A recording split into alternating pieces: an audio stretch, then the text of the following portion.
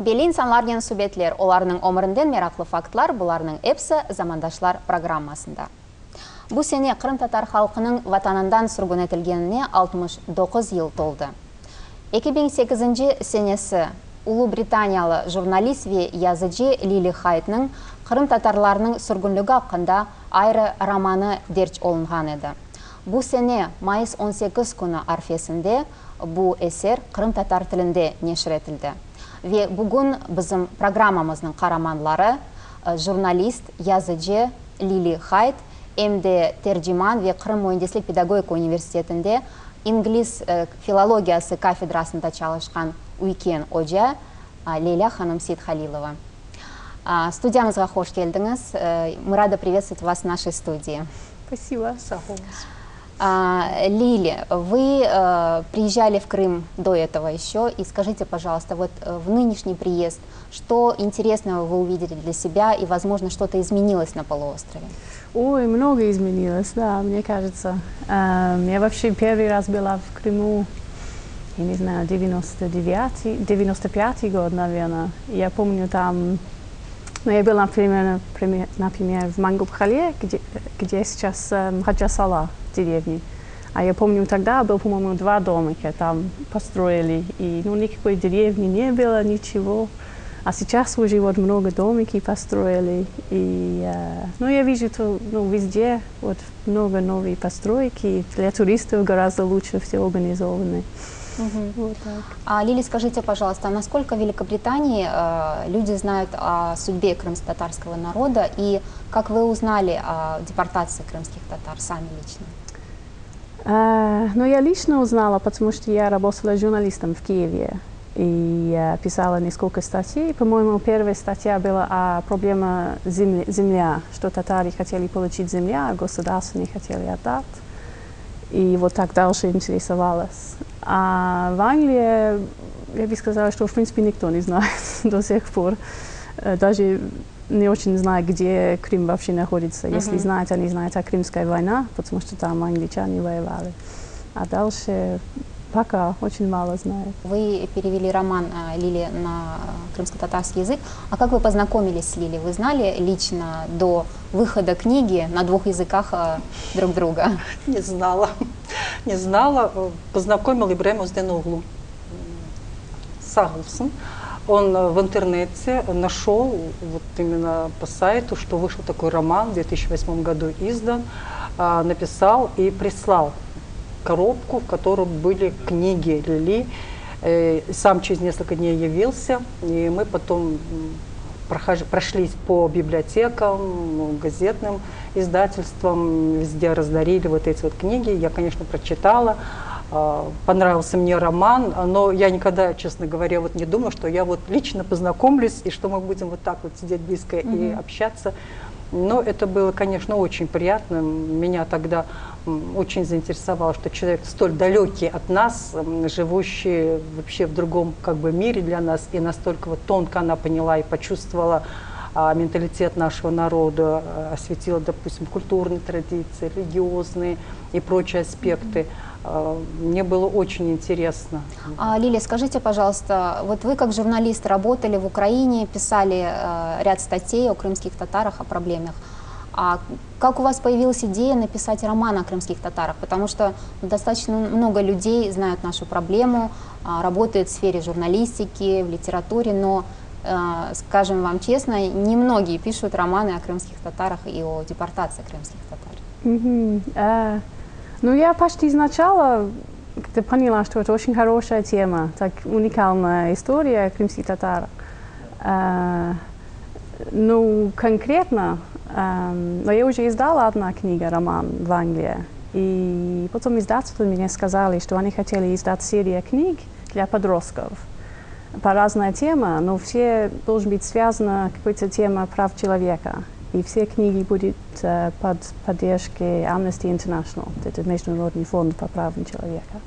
И вот я сразу думаю, ну вот, так хорошо, это вот тема крымских татар очень подходит. Я предлагала эту тему издательства, и так хорошо, им очень понравились, и вот так. Но сегодня я увидела книгу в первый раз, к сожалению, еще не успела с ней ознакомиться, но, насколько я знаю, главная сюжетная линия вашего романа, все повествование идет от имени подростка, да, девочки? Да, точно. Ну, там типа два голоса. Там вот эта девочка, и как семья вернется в 90-х годах, и построит дом, и все вот эти проблемы, ну, мало денег, ну, дома нет, вот проблема с местным населением. А другой голос — это ее дедушка, который помнит депортацию, и там очень многие его истории, типа рассказы, он расскажет, вот эта девочка, как это все было. То есть у вас два поколения, да, младшее и старшее. Получается, да. А скажите, пожалуйста, как вы писали свой роман? Вот эти реальные истории вам рассказывали, вы встречались с людьми, которые перенесли на себе депортацию? Да, очень много. И вообще, мне кажется, я ничего не придумала в этой книге. Но это художественный, значит, я немножко как-то переписала и придумала вот эта семья, вот эта девушка, они придумали люди. Но это все на основе настоящих рассказов, которые люди мне рассказывали. Да. А скажите, пожалуйста, Илья, на вас произвело какое-то сильное впечатление, какой-то отдельный рассказ или какая-то история какого-то человека? Ой, много. Мне даже трудно сказать. Именно какие. Но один человек, он провел меня в деревне, где ее мама жила, и показывал мне дом, где она жила, и рассказывал мне очень много ей историй, как она там жила, кто там жил в этой деревне, какие сообщества там были. А это мне очень... И смотреть именно этот дом, где она жила, а сейчас русская семья там живет, это меня очень впечатлило. И тоже были какие-то рассказы, как жизнь была до депортации, и ну, в 30-х годах, и что так, кто там жил в Крыму, не только крымские татары, но и греки, и Булгарии, и караимы, но они все разговаривали по-крымски татарски. Это меня тоже очень впечатлило, и я очень старалась вообразить, как это было там в это время. Лиля Ханум, вот вы работали над романом, вы занимались его художественным переводом. Скажите, пожалуйста, вот Лиля сейчас нам рассказывает о событиях, которые происходят в романе, о каких-то этнографических моментах, да, из быта. Насколько точно она смогла передать вот все тонкости быта крымских татар? И что вам понравилось больше всего? Она очень хорошо передала реалии нашего народа. Но вот видно, что она действительно общалась с людьми, с носителями языка, потому что у нее там такая лексика крымско-татарская, которую она туда вела. Вот, представляете, в английскую речь вплетается вот курсивом крымско-татарские слова, такие как, допустим, Куран, Ана, Бала, Бабам, Картбабам, там национальные блюда всякие, там кубете, чеберек и так далее. И вот такое ощущение, что это человек, который вообще полностью владеет языком, и вот таким образом сумела передать. Да, я иной раз думаю, думаю, у нас не каждый наш парень или девушка, студенты могут вот похвастаться тем, что вот такой лексический диапазон. Лиля, а как много слов вы знаете по-крымско-татарски? Ну, не очень много. Ну, я начитала где-то 30-40 слов, это точно, я специально посчитала. Да, вела, и очень красиво. Потом вот она перевела, допустим, «Антет Кенмен», перевела на английский, подстрочный. Да, и вот все поют вот на митинге вот эту вот «Антет Кенмен», очень красиво прозвучало. Потом «Шефки Виктория», она дает «Татарлыгам», тоже переведен на крымско-татарский, ой, извините, на английский, да, это я уже вот свое говорю. И, ну, очень, конечно, трогательно она прозвучала. И вот много вот таких вот моментов, когда вот чувствуется, что она знакома с реалиями. Допустим, когда уже семья возвращается из Узбекистана в Крым, и Картбаба идет к тому дому, где он раньше жил, и ему там один из людей, с которым он был раньше знаком, дает бохча. Вот. И он открывает его в семье, и все там видят марама. Лилиха вводит вот это слово, национальные вот такие элементы, вот кольца, украшения. То есть вот это вот все говорит о том, что она, конечно, прежде чем приступить к роману, я думаю, она хорошо подумала, хорошо ознакомилась вообще с этой стороной. И очень трогательно. Спасибо. Спасибо вам. Я очень четко старалась. вот это все перевела. Да, особенно вот трогательно было, когда вот я читала Антет Кенми на английском и звучало, и татарлыгом, конечно. Лилия, а было что-то сложное у вас в работе над произведением? Ну, наверное, для меня самое сложное и до сих пор сложное, что это не моя история, это не моя культура. И я очень уважаю татарскую культуру. И очень-очень хочу, что я правильно все писала. Я не хочу никого не обидеть. Но люди были такие щедрые, они приглашали меня к ним домой, рассказывали все эти очень сложные, трагические истории. И, ну да, для меня самое сложное, это чтобы правильно это все передать. Ну, тоже, книга вышла в Англии для английской аудитории, поэтому, в принципе, все надо было быть понятно для англичан, которые ничего не знают раньше о крымских татарах. Поэтому вот делать такой баланс, чтобы это понятно для международной аудитории, но тоже, чтобы не обидеть татары, чтобы я все как-то... А какие отклики были в Англии после выхода вашей книги? Ну, положительные, да. В основном люди сказали, что это такая история, который, в принципе, любой человек может найти что-то свое, да. Ну, в принципе, все, что самое важное для всех людей, это дома. Где дом, кто там в окружении, поэтому все могут что-то найти, да, близко там. И, эта тема, прав человека, где, что у всех должны быть права говорить по своим языком, жить на своей земле. Это очень важная тема везде. Поэтому, она близка всем. Да. Лилия Ханум у нас работает в университете, и вот уже несколько лет проводится конкурс переводов, в том числе с английского языка, с русского языка на крымско-татарский, с крымско-татарского на русский и так далее. Вот как вы считаете, насколько важно проведение таких конкурсов для студентов? Я думаю, очень важно. Вообще, перевод это как это такая методика, как разные люди могут понять друг друга, узнать больше о культуре, о смысле.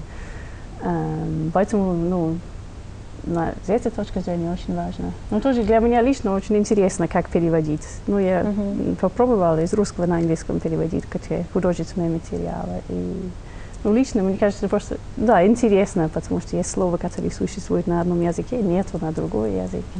Да. Это реалии нет там. Но надо сказать, что этот ваш роман еще переводился на французский язык. То есть он уже существует на трех языках. Лилия, вы приехали в этом году, в то время, когда у нас отмечаются траурные события, день депортации крымских татар. Смогли вы попасть на митинг, и вот какие у вас ощущения? Что вы испытали, когда побывали на митинге траурном? Да, я попала. Я несколько раз была на митинге, да, была в этом году. Всегда, когда много людей собирается, и у них одно смысл, одна эмоция, это всегда очень впечатляет, мне кажется. И что они, все мирно там стоят, все думают, что было в прошлом, и как строить будущее лучше, это очень сильное ощущение. Лилия, скажите, пожалуйста, планируете ли вы в будущем написать, возможно, продолжение этого романа или же что-то новое, связанное с крымскими татарами? Не знаю, много людей вот так спрашивали. Мне кажется, что вообще сами крымские татары должны это писать, да? Для меня это очень интересно видеть состояние людей здесь, сравнение, как было 10 лет назад, и как люди мне сказали, что это было 20 лет назад, сколько изменилось. И, в принципе, мне кажется, очень интересное продолжение писать. пока не знаю. Посмотрим. Лиля Ханым, вот, ну, говорят о том, что переводчик, он не просто копирует произведение, но он, это тоже как бы очень творческий процесс. Я попыталась максимально точно передать то, что вот делала Лили, поэтому я не пыталась где-то что-то, вот, допустим, подкорректировать. Но текст переводился легко. Очень легко переводился, потому что написано доступным, таким понятным, хорошим языком. Ну, конечно, есть такие моменты, когда вот у нас, допустим, несоответствие идет какое-то. Вот у меня вот такой момент был, когда вот, допустим, у англичан cousin, двоюродный брат, двоюродная сестра, это всегда cousin. А у нас в крымско-татарском, как вы знаете, МД да, и мыкыза, Алла мыкыза, вот. И вот эти вот моменты, вот мне, конечно, приходилось вот регулировать, потому что я все время потом по конве искала. Там предь где-то упоминался о том, с чьей стороны это родственник. С чьей стороны брат или сестра. Да, потому что, ну, в английском cousin и все, там больше не уделяется, так оно принято, а у нас вот именно идет градация, с чьей стороны. Но вот эти моменты, а так, конечно, нет, трудностей не было, я переводила легко, с удовольствием. Единственное, что вот как бы со временем не всегда бывали проблемы. Я бы, конечно, тоже хотела добавить, что очень хочу, чтобы Лили, я уже неоднократно ей говорю, чтобы она сделала продолжение, потому что прошло 20 лет. Этой Софии, которой было 12 лет, сейчас уже, если посчитать, уже где-то 30, вот, скажем так. Как же сложилась ее судьба, да? Мне кажется, что было бы интересно вот и написать об этом. Но вот я уже тоже напоминаю все время, что можно сделать другой очень интересный роман вот в свете другого времени уже. А так... Роман легко писался, хочу сказать так вот. Таких особых проблем не было, нет, конечно. Лили, скажите, пожалуйста, вы написали целый роман о судьбе крымских татар, об их истории. Естественно, вы знакомились с бытом, с культурой. Скажите, пожалуйста, что вот наиболее вас привлекает в культуре крымско-татарской? Что вам было интересно узнать, что-то новое, интересное? Ну, это традиция гостеприимности, которые, ну, я как-то испытывала. Это да. очень, очень хорошо, мне кажется, очень привлекательно. И вот народный костюм, музыка, еда. Ну, просто в Англии такие традиции уже нет. В Англии давно нету никакая народная костюм. В принципе, нету народное блюдо, это как fish and chips. Это, ну, смешно вообще. Поэтому культура, которая имеет все эти костюмы и блюда, это для меня очень интересно. Да, у нас, слава богу, еще сохранилось все это. И мы всегда стараемся, когда люди приезжают, угостить чем-то национальным. Вот. Все очень вкусно. И что вам больше всего нравится? Ой, не знаю. Ну, плов очень вкусный. И вот это кобете мне очень нравится. Да, и кофе. Ну, было немножко смешно, когда я писала книги. Я раньше очень мало кофе пила, потому что очень сильно действует на меня. И, ну, получилось, что на один день, может быть, я взяла, может быть, 5 или 6 интервью у разных людей у них дома. И они, конечно, все предлагали мне кофе. Это очень было приятно. Но до конца дня я вот так нарисовалась, потому что сколько кофе. Ну да, это очень много. Ну, потому что по крымско-татарскому этикету ни одного человека, ни одного гостя не отпускают без кофе из дома. А вы услышали от людей какие-то интересные легенды, возможно, какие-то вот старое что-то, какие-то рассказы, легенды? Ну, слышала об этом Алим. Айдамах. Да, несколько, да. И один человек, ну это не легенда, но это был его дедушка, по-моему, или прадед. Дедушка, да. Мне очень понравилась история. Там был 3 братья, и вот этот старший брат, он служил в российской армии 3 раза, потому что, в принципе, все 3 братья должны были служить. Но они учились в этот Зинджили медресе, и татары так уважают образование, что вот этот старший брат, он решил, что он будет служить 3 раза, чтобы братья не надо было. И вот эта история мне очень понравилась. Это как сказка. Всегда в сказке есть 3 братья, да? И вот да. Это настоящая история, но как легенда получается. Да, вот она про Алима Айдамаха, действительно, там вот специальная есть глава, посвященная ему. Она очень хорошо вот о нем рассказывает. И вот этот вот момент Занджирлы медресе я сейчас вспомнила, вот, когда она говорит, что он входящий, каждый должен наклониться. И то, что вот этот брат настолько вот чувствовал, что нужно учиться, и он готов был служить 10 лет за каждого из своих братьев, только дать им возможность учиться в Занджирле медресе. Вообще очень много таких моментов, вот, которые тонко-тонко вот пока отображают вот именно национальный менталитет, национальные реалии, культуру, быт, традиции. Очень-очень много. Там таких изречений из Корана очень красивые, вот переведенные на английский. Просто сейчас вот по ходу я вспомнить вот это не могу. Но, конечно, молодец, Лили, потому что она вникла во все это очень хорошо. У меня вот студенты мои пишут уже дипломные работы по роману. Да, в этом году девочка писала дипломный сопоставительный английский, крымско-татарский, вот русский вариант, и вот это, такие вот фразеологии, идиомы выбранные, и возможность их перевода. Так что мы еще будем по этому роману, надеюсь, работать. Ну, следует сказать, что сегодня в Крымском инженерно-педагогическом университете состоялась презентация вашей книги, и вы специально приехали в Крым в этот раз, чтобы поприсутствовать на презентации и познакомить читателей со своим трудом. И мы надеемся, что после того, как книга переведена на крымско-татарский язык, ее узнает еще большее количество людей, читателей, еще будет много откликов о вашем произведении. Я тоже надеюсь, да. Лили и Лилия Ханум, если можно, в завершении нашей программы, какие бы пожелания вы хотели сказать нашим зрителям и читателям? Ну, во-первых, я бы хотела благодарить. Благодарить. Все люди, которые помогли мне писать этот роман. Ну, люди так щедрые были, рассказывали все эти истории. И ну, для меня это был такой честь вообще слушать все эти истории. И, ну, да, использовать в романе. Поэтому я очень-очень благодарна. И пожелания, ну, чтобы все крымские татары жили хорошо в Крыму, что будущее будет еще лучше. Я тоже хотела бы, в свою очередь, поблагодарить всех, кто помогал, оказывал содействие в издании этого романа. И в первую очередь Ибраиму Озденоглу, конечно, который привез его в Крым и который стал спонсором издания этого романа, потому что без его спонсорской поддержки я не знаю, когда бы он вообще вышел в свет. Ну и всех остальных, которые помогали, оказывать содействие в издании и так далее. А своему народу я все-таки хотела бы пожелать, чтобы учили язык, родной язык, потому что вот Лили Ханум у нас приехала из Англии и показала такой лексический диапазон, что мне кажется, что наш народ просто обязан тоже улучшать свой родной язык и больше работать с родным языком. Такие у меня пожелания.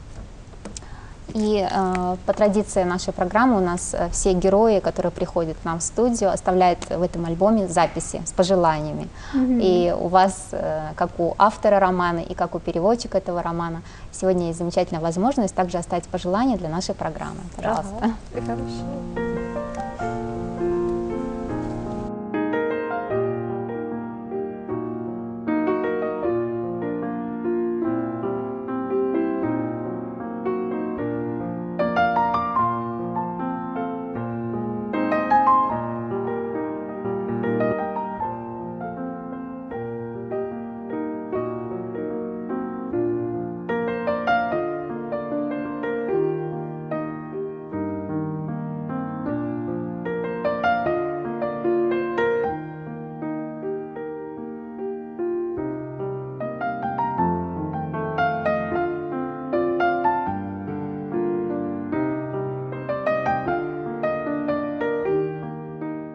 Очень хочу благодарить вас, Лилия, что вы переводили эту книгу. Я с самого начала очень хотела, чтобы была крымско-татарская версия. И поэтому спасибо вам огромное. Спасибо, что вы написали, что вы заинтересовались этой темой. И я думаю, что широкий круг читателей будет знать теперь уже о нашем существовании. А я вам желаю, чтобы он был переведен еще на многие другие языки. Я знаю, что он на румынский переведен, чтобы он был издан, чтобы он был переведен и на другие языки, чтобы было переиздание новое. Поэтому успехов вам дальнейшего. Спасибо. Уважаемая Лилия Ханум, спасибо большое за то, что вы сегодня пришли к нам в студию, за интересную беседу. И, конечно, желаю вам больших творческих успехов и новых интересных произведений.